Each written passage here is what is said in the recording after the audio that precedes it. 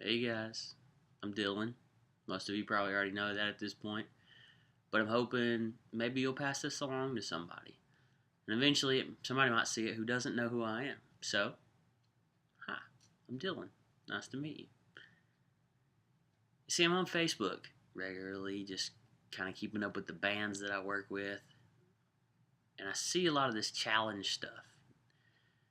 The Lou Gehrig's disease challenge and some other challenges, and they're all really good.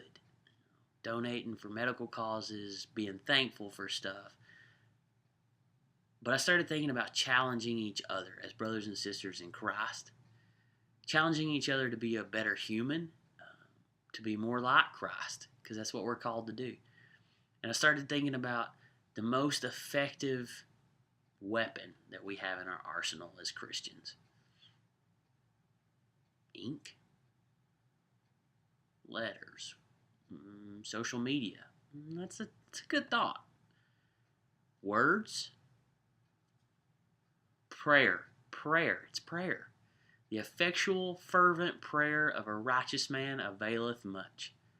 The Bible talks about all kinds of prayer in all kinds of different circumstances, all kinds of different ways to pray, different people to have pray for you for different things at different times in different ways. Prayer is a huge deal if you're a Christian. So here's my challenge. I want you to pick a person, one person. Now, it doesn't work so well if it's like your best friend or a close family relative, because you probably already pray for those people, and I'm not trying to substitute your normal prayers with this challenge. This is something I want you to do on the side. But I want you to pick somebody you know, because you kind of need to be involved in their life and know some of the things they're dealing with, the good things, the bad things, at least have some idea. So maybe your boss, maybe a coworker, maybe somebody you go to school with. Maybe somebody you just see on a regular basis in a regular place. But it needs to be somebody that you probably talk to. Now, you can use social media for this. Facebook works really well. Now, technically, if you don't know your Facebook friends in real life, those are still strangers. But this will work. Because if you see and hear them talk about problems and things that they're dealing with, then you can still do this. This is, in fact, what I'm doing. Now, I know the guy in real life, but currently he lives a couple thousand miles away from me, so it's a little harder for me to be in contact with him physically on a regular basis. But I regularly see what he's struggling with and what he's happy about and what he's sad about, so I can do this way, and you can too. That's why the social media thing is really good sometimes when you use it properly. One person, 5 minutes. 5 solid, real minutes. Now, don't skimp on this, and this is a minimum. So, for those of you, and you know who you are, who are real prayer warriors, and God bless you, because without you, honestly, I don't think I'd be alive today. I want you to pray for 300 seconds minimum for that one person every single day, very intentionally for the next year. I want you to pray for their health, for their family, for their today, for their general encouragement. I want you to pray for their relationships, the people they come in contact with, specifically their relationship with Jesus Christ.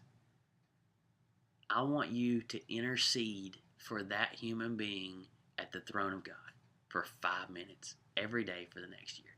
It's simple. It really is. You see, the tongue is the most powerful weapon that any human being has.